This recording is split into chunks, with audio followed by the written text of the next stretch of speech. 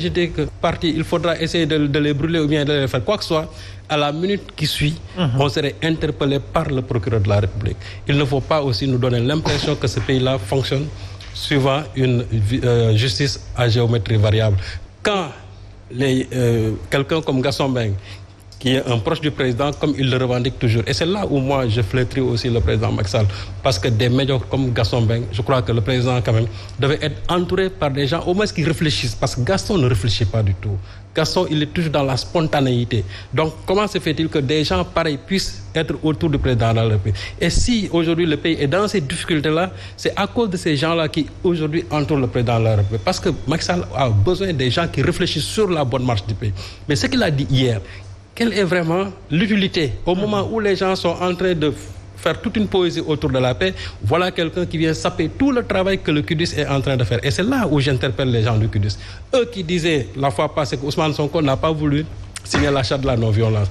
Et je leur avais dit que dès l'instant que vous entendez quelqu'un se prononcer ou bien commettre un acte de violence physique ou psychologique, à l'instant qui suit, vous devez sortir un communiqué pour essayer de le clouer au pilori. Depuis hier, on les écoute, mais on ne les entend pas. Il n'y a aucune condamnation, sinon que j'ai vu Cheikh Gueye qui a sorti et pour parler en son nom propre en disant qu'il condamne ces propos-là. Mais officiellement, il devait sortir en disant qu'il flétrisse les propos de Gaston Mbengue, parce que ces propos-là, quand même, ce sont des propos dévastateurs, ce sont des propos qui vont dans le sens de désunir le Sénégal. Or, dans ce pays-là, je crois que ce qui fait sa richesse, ce sont nos différences. C'est la cohésion sociale.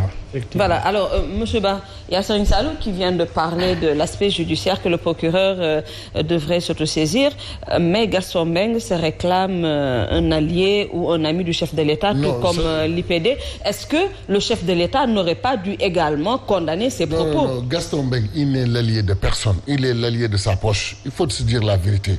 Macky Sall, c'est le président de la République. Quel que soit Alpha, c'est un homme qui est sincèrement très poli et respectueux. Macky Sall ne dira jamais ces choses-là. Je veux dire une chose, nous sommes au Sénégal, on a les Mandjaks, on a les Peuls, on a les Peulfouta, on a les Maures, on a les Sarakoulé, les Bambara, les Wolof et autres. Oui, mais ne devrait-il pas condamner ce genre de propos pour une personne qui se réclame être son ami? Le président, malheureusement, il ne condamne personne.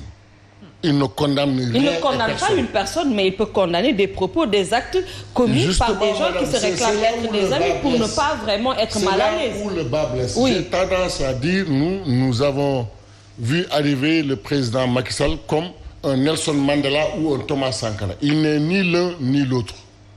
Il y a des choses qui se passent. Il devrait taper du poing sur la table et arrêter ça. Il faut faire très attention. Il y a des gens, ils croient qu'ils font plaisir au président pour des prébendes. Il faut arrêter. Nous sommes au Sénégal.